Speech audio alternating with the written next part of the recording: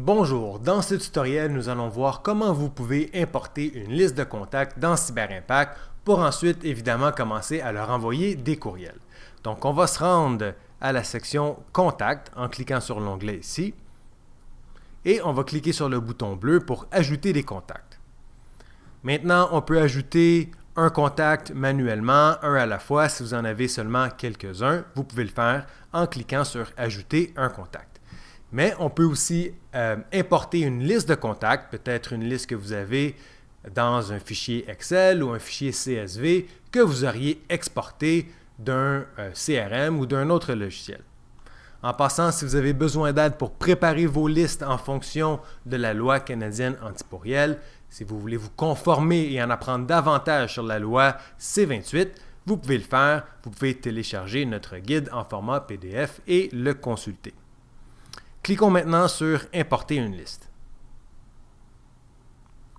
Donc ici, si vous avez un fichier CSV, TSV ou TXT, vous pouvez sélectionner un fichier, le trouver sur votre ordinateur et on va l'uploader dans le système.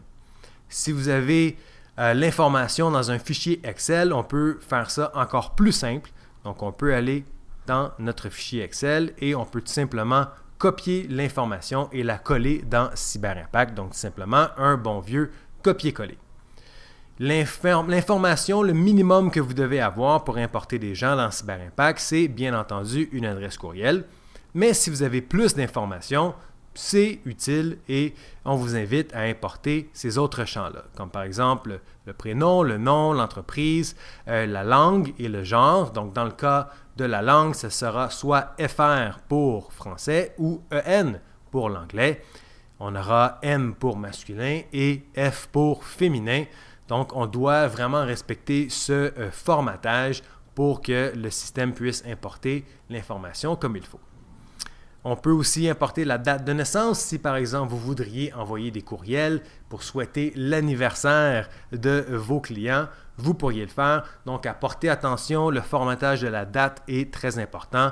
On y va avec l'année-le mois-le jour. Au niveau du pays, ça doit être le code pays de 2 lettres, donc CA dans le cas du Canada. Et par exemple, je vais aussi importer la date de consentement. Donc, encore une fois, le même formatage pour toutes les dates dans CyberImpact. Donc, j'ai ça ici. Dans mon fichier Excel, je vais tout simplement copier toutes les lignes et les colonnes.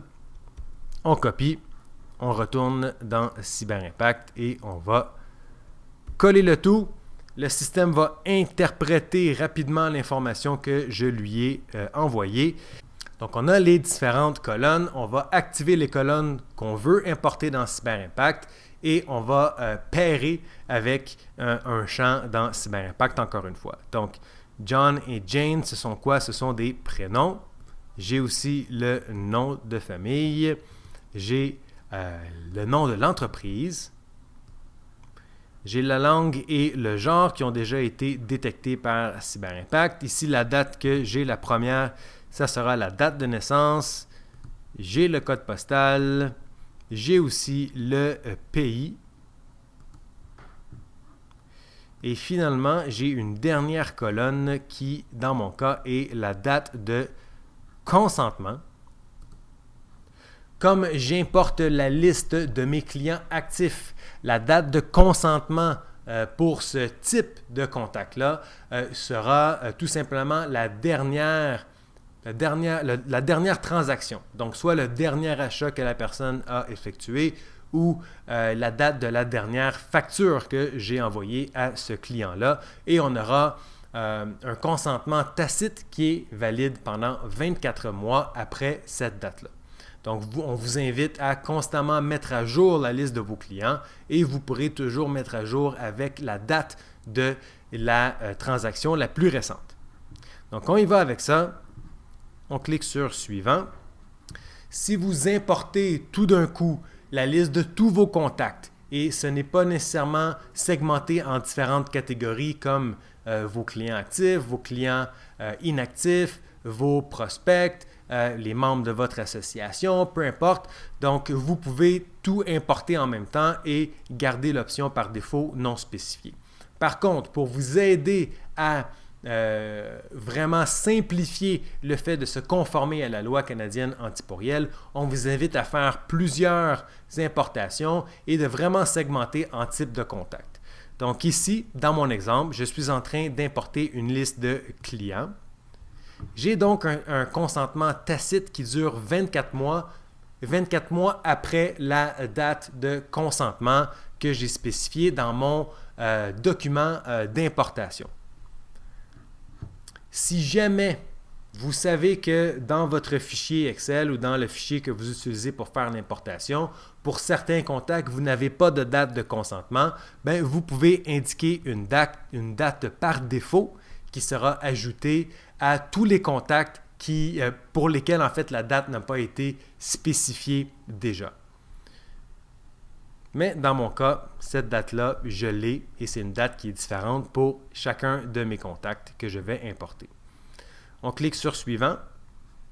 On va me demander dans quel groupe je veux importer mes nouveaux contacts. Encore une fois, dans CyberImpact, on va segmenter notre liste d'abonnés ou notre liste de contacts en différents groupes. Ces groupes-là, c'est un peu comme des listes différentes à qui on peut envoyer des courriels différents. Donc, je vais créer un nouveau groupe et je vais l'appeler « Client actif ». Donc, on va ajouter les nouveaux contacts à ce groupe-là. Et le système veut savoir si jamais j'importe des adresses courriels qui existent déjà dans mon compte CyberImpact. Donc, il n'y aura pas de doublons. CyberImpact va gérer les doublons et il n'y aura qu'un seul contact par adresse courriel unique. Mais qu'est-ce qu'on fait avec l'information qui est envoyée? Donc, on va tout simplement mettre à jour les contacts existants avec la nouvelle information. Donc, ça serait l'option par défaut, mais vous avez aussi d'autres options si vous avez des cas d'exception. Donc, on va aller de l'avant avec l'importation. Ça peut prendre quelques secondes à quelques minutes si vous importez une liste qui est importante, mais vous pouvez toujours naviguer et aller ailleurs dans l'application. Il n'y a pas de problème. Donc, on a 2 courriels qui ont été ajoutés. On clique sur OK et c'est vraiment tout. L'importation est terminée. Si je vais voir mes groupes, on verra que le nouveau groupe client actif a maintenant 2 contacts. Si je clique sur le groupe, je vais voir tous mes nouveaux contacts que je viens d'importer. Donc maintenant, c'est à votre tour. Donc je vous souhaite bon succès et si vous avez des questions, n'hésitez pas à nous contacter.